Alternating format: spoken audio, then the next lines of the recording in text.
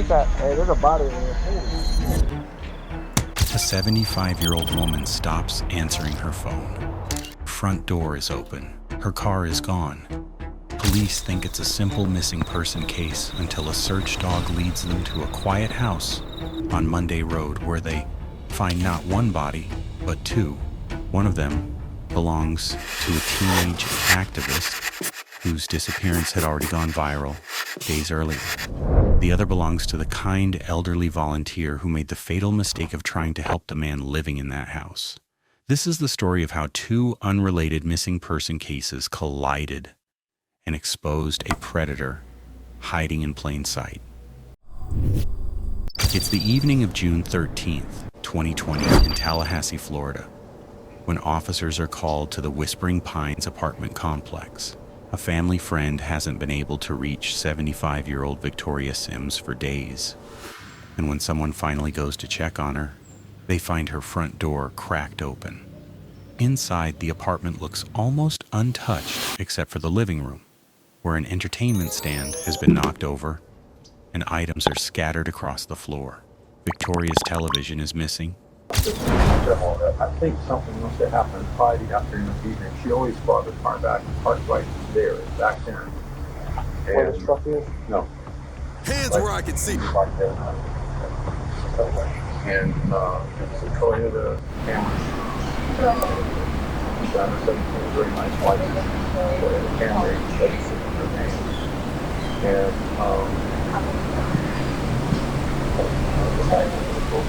So is her white 2017 Toyota Camry, the car she always backs into the same parking spot outside her door. What starts as a routine welfare check is already starting to look like something else.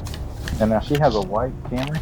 Yeah, 2017. Yeah, when we walked in, it was all stuff and everything, and the laptop was missing, and her TV's no longer there, they was missing over the room. And I didn't notice anything was strange in her bedroom. But I would know I was sitting down and I think that I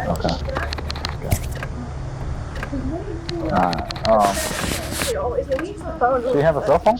Yeah, she does. You guys, does it go to voicemail? Does it ring? I don't know. I wasn't the one who called her. Did it ring or did it go to voicemail? It rang and rang and rang and then went to voicemail. Oh, okay, that's the 559 number? 5 or 6 times. Okay. Here's what makes this case different from most missing person calls. Victoria Sims wasn't just a private citizen. For years, she had volunteered with AARP Florida, the nationwide nonprofit advocacy organization for older Americans, where she was known for her devotion to helping people in her community. Friends and family describe her as the kind of person who would cook meals for neighbors who needed them and offer rides to people who had no other way to get around. That generosity, investigators would later learn, is exactly what put her in danger. As officers begin questioning Victoria's family at the scene, her daughter Brenda mentions something strange. When was the last time you talked to her? A couple days ago. I don't know. I can't remember. It's okay. I called last night and it went straight, it like rang once, barely at all on her house phone, and it went straight to voicemail.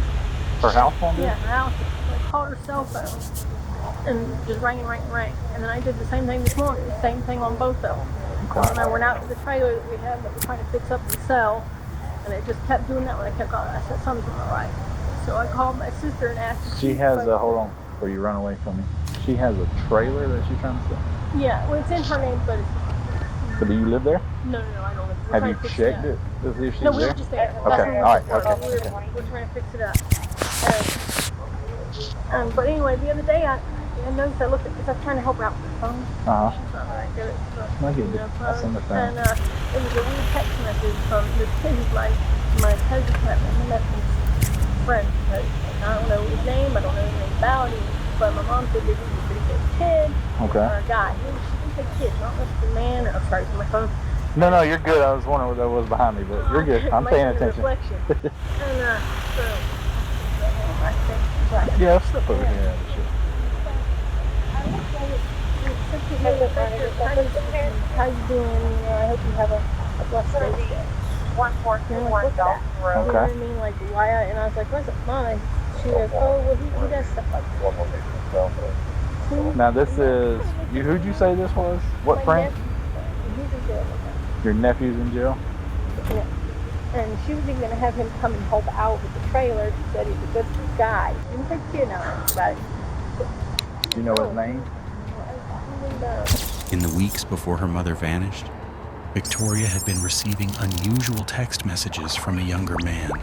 Neither of them really knew messages like, "I hope you have a blessed day," signed off in a way that felt oddly intimate for someone Victoria had only met in passing. Victoria had brushed it off. And my missing person's nephew is actually in your jail. Was wanting to know if my missing person had been by there to see him anytime recently. If she's logged in or signed in or something.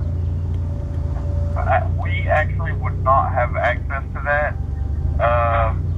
You would actually have to get up with whoever works visitation because they got a whole system out here that's not tied into our system in the jail. Okay. So I wouldn't even, if you call back tomorrow, because we have visitation 7 days a week, whoever's in visitation tomorrow can look that up for you. Is there a specific time I need to call back? Our visitation hours are from 8:30 to 11 and then 1 to 4:30. So anywhere between that 8:30 to 11, then they'll break for lunch, or 1 to 4:30, and they can tell you pretty much exactly who's coming to visit them. Okay, all right. And that's visitation. Do you have a direct line there or just call this one back? No, you can just call back this number and they'll put you over there. Okay, all right. Sounds good. All right, buddy. Thank you, sir.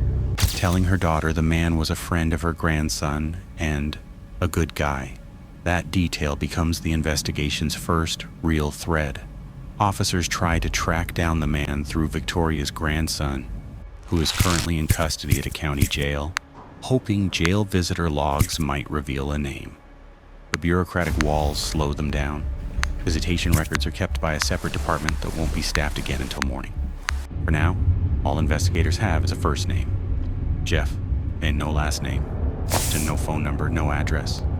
While that lead stalls, officers fan out to question neighbors. Most haven't seen Victoria in days, even weeks, but one detail stands out. A woman living in the unit above Victoria's recalls that her roommate, a traveling nurse who works overnight shifts, came home around 11:30 p.m. 2 nights earlier and noticed Victoria's front door looked slightly open with a light on in the back of the apartment. Crucially, she also remembers Victoria's white Camry was still parked in its usual spot at that time. That gives investigators a window sometime after that Friday night.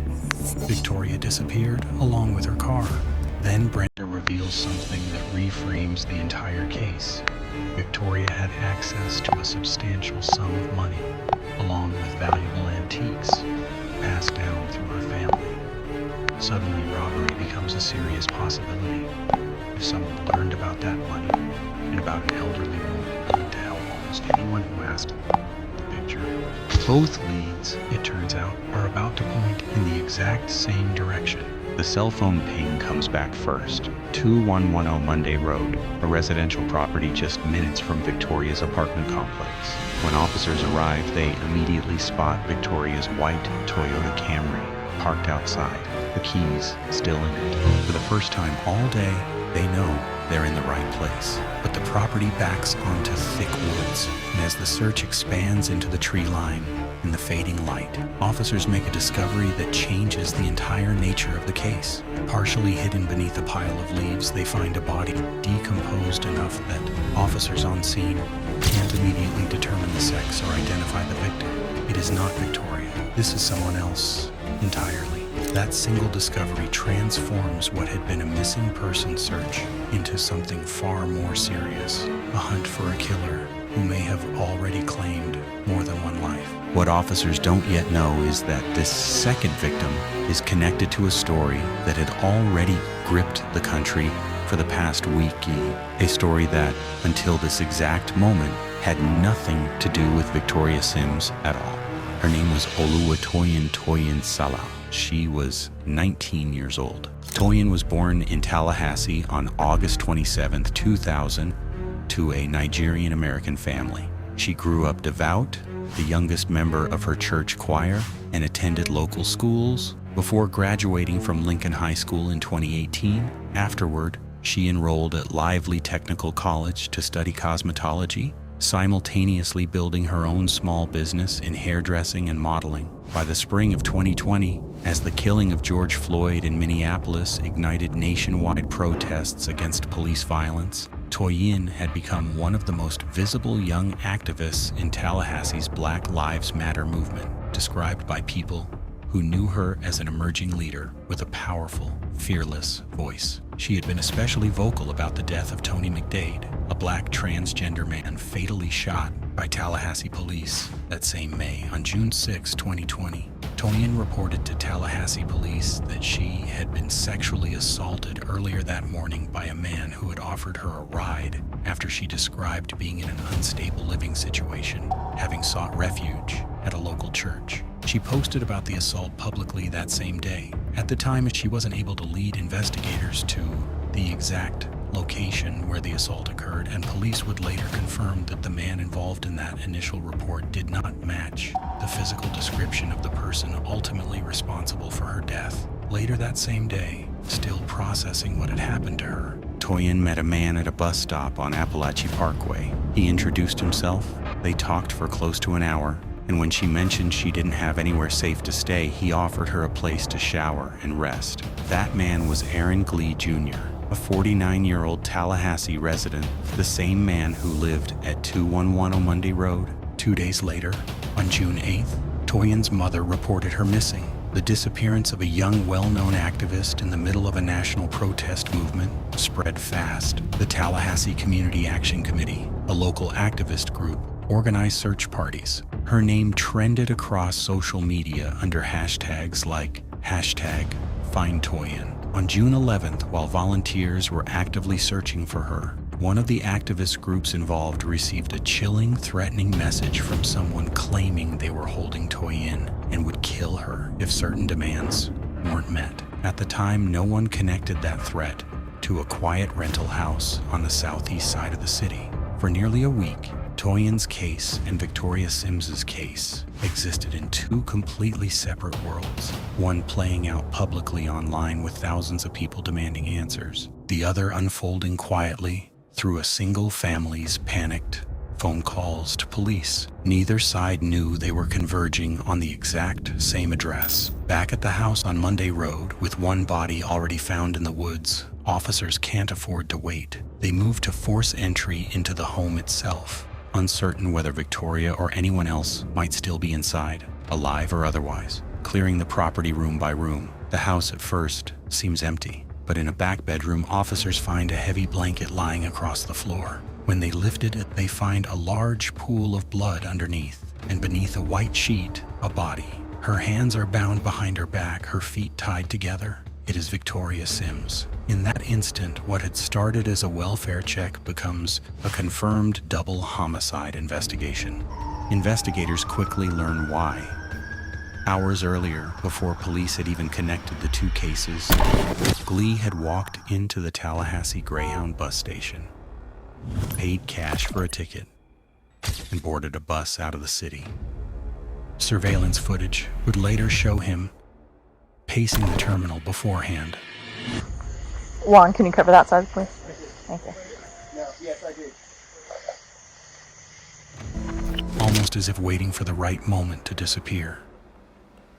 By the time officers were standing in that back bedroom, Glee was already hours into his escape. But he hadn't covered his tracks completely. Investigators pulled the Greyhound surveillance footage and traced his route. In the early morning hours of June 14th, Orlando police located and detained him at a bus station in that city. While in custody, Glee began complaining of difficulty breathing and was taken to a hospital for evaluation. It was there, according to court documents, that he voluntarily confessed. Her wrap is wrapped in plastic. She's bound. She's in that room back there. There's an act. First to the officers guarding him, and then again during a phone call with his mother. When Tallahassee detectives later interviewed him directly, Glee admitted to killing both women, though on different occasions and for different reasons. He told investigators that Victoria Sims had been helping him for some time, cooking him meals, occasionally giving him rides, because he didn't own a vehicle of his own. Toyin Salau, on the other hand, he had only just met. According to his own statement, after taking her into his home on June 6th, he held her there for several days, sexually assaulting her multiple times. He later told investigators that he knew if he let her leave, she would report what he'd done, and he would likely go to prison, so he decided the only way to avoid that outcome was to kill her. What remains less clear is exactly how Victoria Sims came to be at that same address on Monday Road, or precisely when in the following days, Glee turned on the woman who had been bringing him food. What court records and police statements make clear is that her long pattern of helping him, the rides, the meals, the kindness extended to someone in a difficult situation placed her inside a house that had already become a crime scene. Aaron Glee was formally charged with 2 counts of murder, 2 counts of kidnapping, and sexual battery.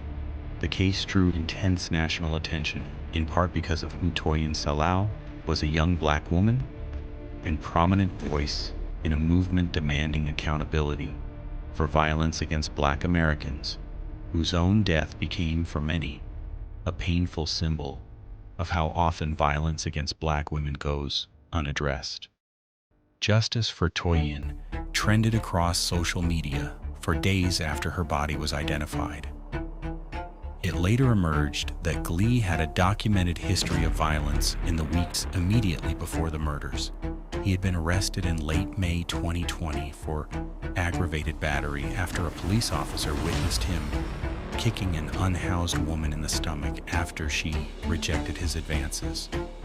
He'd posted bond and was released just days before he met Toyin Salau at that bus stop. The legal process that followed took years. Prosecutors initially sought the death penalty. In January 2023, Glee rejected an early plea offer that would have taken execution off the table in exchange for a guarantee of life without parole. Eventually, he changed course, pleading guilty to first-degree murder and kidnapping rather than face trial. On September 22, 2023, more than 3 years after the murders, Aaron Glee Jr. was sentenced to life in prison. For Victoria Sims's family, the case closed the door on the agonizing uncertainty of those first few days. The unanswered calls, the open front door, the missing Camry. For Toyin Salau's community, the sentencing brought a different kind of resolution.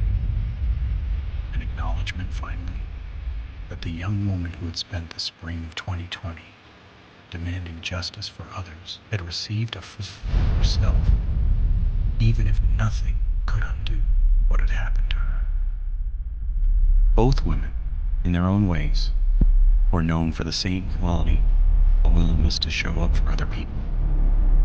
Victoria did it quietly, through home-cooked meals and rides for a neighbor in need. Toyin did it publicly, standing in the street demanding accountability for people whose names had become hashtags.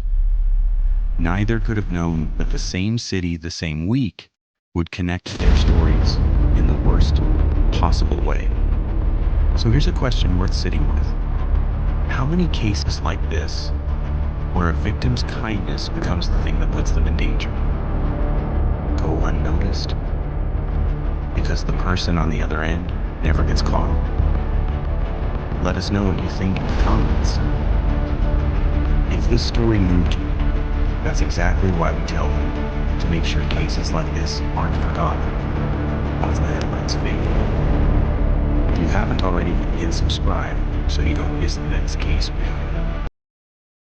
And drop a like if you want to see more investigations like this one. We'll see you in the next video.